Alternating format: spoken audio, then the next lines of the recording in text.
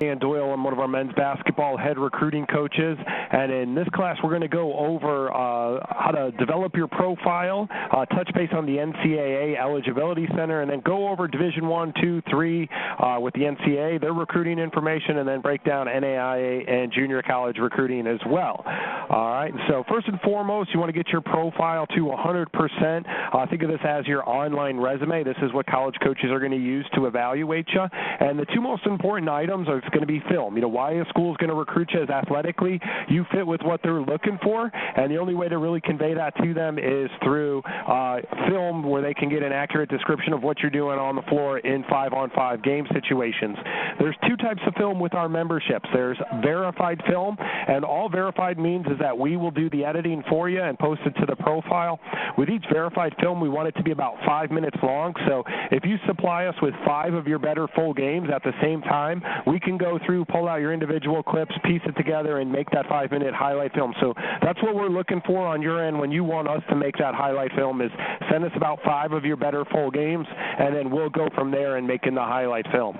Unverified film just means that you've done the editing, and these can be YouTube or Huddle links that you make on your end, and then just copy and paste those links into the unverified section of your profile, and they'll be posted up there. The verified films, the ones that we do the editing on, are restricted with each membership. It may only be one video that we make for you. It could be 2, 4, unlimited, depends on which membership you have. The unverified films, the ones that you do the editing on, you're always allowed up to 6 on the profile there. So you control those. If you make it and post it to the profile and then later want to delete it, that's fine. You'll always have up to 6 of those. Where the verified film, the ones we do the editing on, once it's up there, that counts as one of your films, and we won't continue to add to it. That's why we want it to be about a 5-minute highlight film, so it's good length, where then the next time we make it is another highlight film, and that would be your second film. And the next important part of the profile is going to be transcripts. So a coach is going to be interested in recruiting you based on athletically, that you fit with what they're looking for, and then right behind that, academically, you can get into their school. So if you're a junior or a senior, you need to know what your cumulative GPA is right now. So touch base with your guidance counselor, ask for a transcript, unofficial copy of your transcript. They should print it off to you, and then on your end, just scan it or take a picture of it, and you can upload it right to the profile in that transcript area. If you're a sophomore or younger, get some report cards up there. Your transcript may not be available quite yet, but have a good idea of where your GPA is. Like I said, that's going to be the first question a college coach asks you.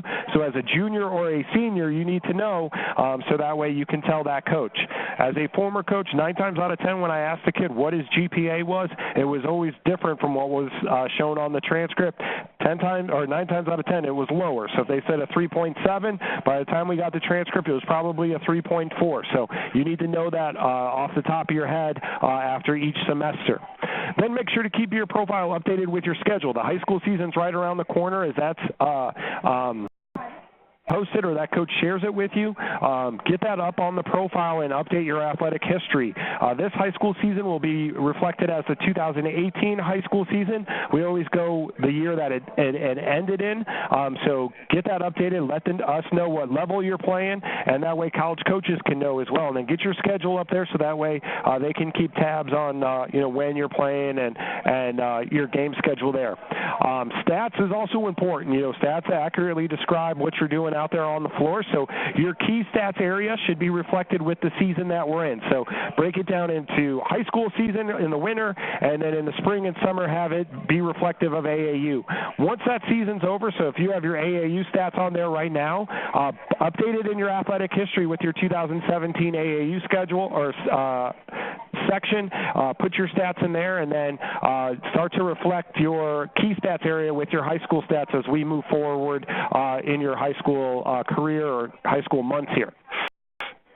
All right. As we go through this process, an NCAA Division I or Division II school or an NAIA school will need you to go through the Eligibility Center if they plan to offer you athletic scholarship money or want to get you on an official visit. Division I and Division II operates on a sliding scale, meaning the higher your core GPA is, the lower your test score needs to be for you to be cleared. This does being cleared by the NCAA or NAIA Eligibility Center does not clear you to go to any Division I or Division II school. It just allows you to accept money. You still need to meet that school's athletic or that school's academic requirements there to be a part of that team.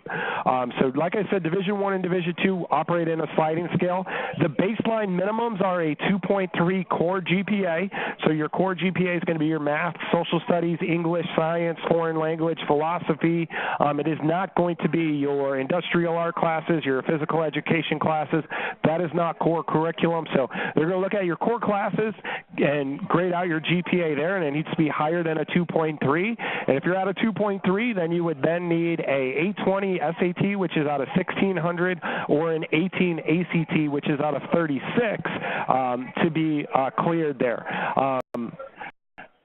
If one of those two, say you have a 2.3 GPA, but you have a 16 ACT, you would then be an academic redshirt if you have one of those two. If you have neither of those two, you would be a non-qualifier. The higher your GPA goes, the lower those test scores go. So, for example, if you have a 3.0 GPA, you would then need a 620 SAT or a 13 ACT to be eligible. Like I said, a 3.0 and a 13 ACT is going to get you cleared, but may not get you into many schools there. So still need to meet that school's admission standards as well. Division III, you do not need to go through the eligibility center to be eligible to play there. That's going to be based on the school's admission standards, and if you can get into that school, you can play for that school. NAIA, the NAIA is another organization that governs four-year athletics. They're essentially doing the same thing the NCAA is. It's just a different organization. You think of Nike and Under Armour, they are two companies doing exactly the same thing, but when it comes to, but they're two different brands, and so that's what the NAIA is. It's a different brand that governs four-year athletic schools. You need to have two of these three requirements: be in the top half of your graduating class, have a core GPA of 2.0 or higher, or have a test score of a 940 SAT or a 17 ACT. So if you have two of those three, top half of your graduating class, core GPA, test score, you are then cleared or eligible to accept athletic scholarship money at an NAIA school. If you meet one of those two, you'd be an academic redshirt. If you meet zero of those two, you would be a non-qualifier and would probably have to go the junior college route. All right. For more information, just Google NCAA Eligibility Center, or to get started in this process, we recommend starting the end of your sophomore year or into your junior year, because by then you'll have enough classes to, calculate your core GPA to see accurately where you're at, and then also you'll have your ACT or SAT on your radar. So good to start that process in your junior year. If you're a senior right now, you can definitely start this process as well, but we just want you to get an early start by the end of your sophomore year or into your junior year. All right. Division I recruiting. So as you can see here from our PowerPoint slide, I've broken it down into men's and women's basketball. So the official contact period begins on June 15th for men's basketball between sophomore and junior year. For women's basketball, it's September 1 of your junior year. What that means is that's the date a college coach can start to pick up the phone and call or text or email a student athlete in this recruiting process.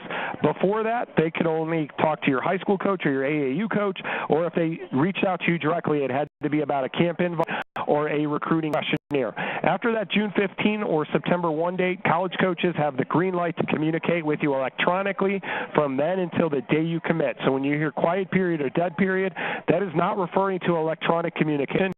That is only referring to face-to-face communication. So coaches from that day on can always pick up the phone and call you and text you, and that's what recruiting is. Recruiting is the one-on-one conversations with you and your family and that coaching staff, okay? Ultimately, when you make that decision on what school you're going to commit to, it's going to be largely based on what that school has laid out for you through that coaching staff. Recruiting is not a camp invite. It is not a general email to a kid. It is not a call to your high school coach. It is not a call to your AAU coach. It's them communicating personally with you, developing that relationship. Official visits can start January 1 of your junior year for men's basketball and the Thursday after the Final Four of the junior year for women's basketball. What an official visit is, all it is that college coach is going to pay for you and up to 2 guardians to visit that school for up to 48 hours. They're going to cover your transportation, lodging, entertainment, meals, and pay for everything on there. It's an all-expenses paid trip to visit that school. It's set up through that coaching staff, and you're only allowed one official visit per school. The official visit can only last up to 48 hours. And for Division I, you're only allowed 5 total official visits, period, to go Division I. And so this is going to be brought up by the coaching staff. Since they're the ones paying, they will be the ones that offer it. Any visit, if you're a junior or a senior, should be set up through the coaching staff. An unofficial visit, all that means is that you're paying your transportation costs to go to and from that school. They can still, on an unofficial visit, give you up to 3 tickets to any home sporting event, and it should still be set up through the coaching staff. So the biggest misconception many kids get is that it's an official visit because I've set it up with the coaching staff. Not the case at all. It's an official visit if it's paid by the coaching staff, so keep that in mind. Division I and Division II schools will operate in that. Division III and NAIA schools and junior colleges usually do not. They can, but for the most part do not. If a Division I school does offer you a scholarship for men's and women's basketball, it is full scholarship only, meaning 100% of your need is taken care of. For men's basketball, there are 13 scholarships available per school, which is about 3 1/4 scholarships available per year. Women's basketball, there's 15 scholarships per school, which is about 3 3/4 scholarships available per year. So if you look at it at a 4-year span, for men's basketball, 3 of the 4 years they're recruiting 3 kids, and on that 4th year they're recruiting 4. Women's basketball is the opposite. For 3 years they will be recruiting 4 kids, and then on that 4th year they recruit 3 kids. So right away that's 1 to 2 positions each year that they're leaving off their recruiting list. Super, super selective, and that they're not recruiting every position, and just because you have the grades or want to go to that school doesn't necessarily mean athletically that you're the fit. College coaches at the Division I level determine who's Division I, and so that is all determined by who they give scholarships to, and you can see they can be very, very selective and only giving out, 3 per year, only looking for 3 kids, 4 kids per year. Then you can see their average roster size is about 15 for men, so that's 2 walk-ons, and 16 for women. That's 1 walk-on. So once again, they're not, just letting anyone who wants to be a part of that team on it. It's super selective, and they want to have competitive practices, and usually those walk-ons are recruited there. They're just non-scholarship players. Division II recruiting for men's and women's basketball, that contact date can start after that June 15th for both men's and women's, and that's the June 15th between your sophomore and junior year. Once again, that's when a college coach can pick up the phone and initiate communication with you or send you a personalized email. Anything before that is a recruiting questionnaire or a camp invite or contact to your high school or AAU coach. Official visits can start opening day of classes your senior year for men's and women's basketball. You're allowed only 1 official visit per school again, and then you have an unlimited amount of official visits there for Division II. So you could technically officially visit every Division II school without any problem there, but chances are if a coach knows you've already officially visited a few schools, they're going to be pretty active on giving that to you, making sure that you're pretty far along and ready to commit. So once again, the coach is paying for those official visits, so that's brought up by them. Division II schools for men's and women's basketball give out partial scholarships, meaning that they offer you an athletic scholarship. It doesn't necessarily mean 100% of your need is taken care of. And in fact, many freshmen have to pay out of pocket because they only have 10 scholarships per school, and they're divvying it up between 17 or 15 players. So therefore, the starting 5 usually is on a full-ride scholarship, and then players, 6 through 17 or 6 through 15 are on a partial scholarship, meaning that, you have to pay something out of pocket each year. So if you commit to a Division II, you're not locked into paying that price every 4 years.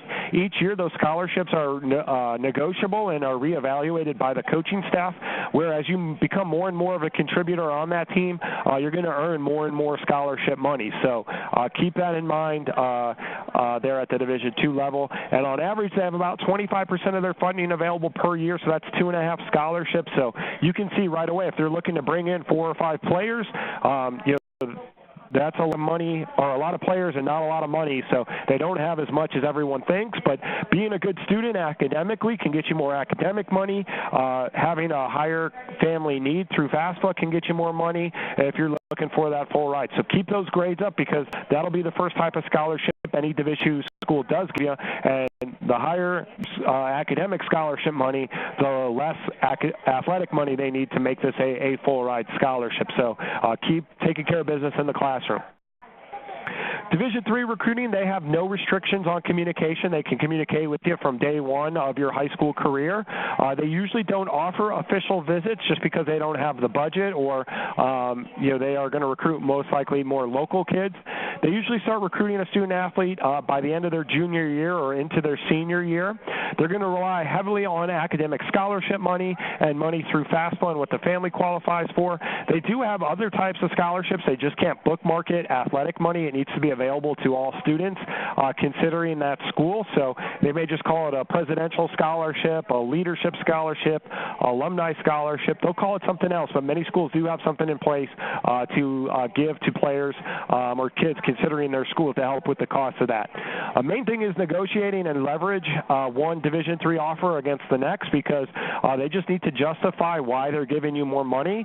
And one reason they can do that is if another school offers you more money, they can get that package in their hands. They can see where that other school pulled money, justify bumping up your financial aid package there as well.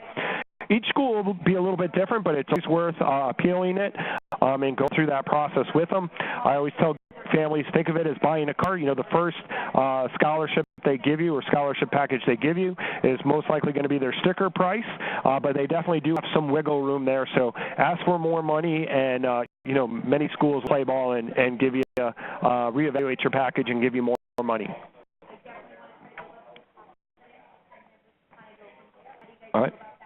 NAIA recruiting, like I said, these are four-year accredited schools here, and so there are two division levels, Division I and Division II. The number in parentheses are the number of schools in each of those divisions. And so you can see NAIA Division I schools, they offer 11 partial scholarships per team, and then NAIA Division II can offer up to 6.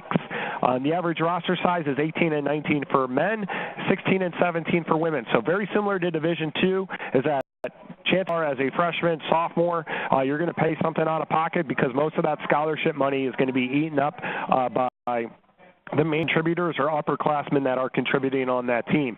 Once again, they're going to look at your academic money, pair it together with your family need or money through FAFSA, and then whatever your remaining balance is, that's when they'll come in with athletic money to match all of your need or some of your need, depending on where they see you in their program down the line. College. Junior colleges are two-year schools where you'd go your freshman and sophomore year and then look to transfer to a four-year school and transfer in as a junior and finish out your junior and senior year at that four-year school. So there's three governing bodies. This junior college slide refers to the biggest one, the NCAA, which we'll talk about here in just a second. The other two governing bodies are the CCCAA, which is the California Community College Athletic Association. Those are all the junior colleges in the state of California. They do not offer athletic scholarship money, and so that in mind that they all are one whole completely different division. I think there's like 125 of those schools, and none of them offer athletic scholarship money. The other one is the Northwest Athletic Association of Community Colleges, which are junior colleges in Oregon and Washington. They do offer athletic scholarship money, but they're only able to do it for in-state kids or kids that the state that surrounds Oregon or Washington. So if you live out of that region, you actually need to fill out a form for them to have permission to contact you, and you would not be eligible for any athletic scholarship money.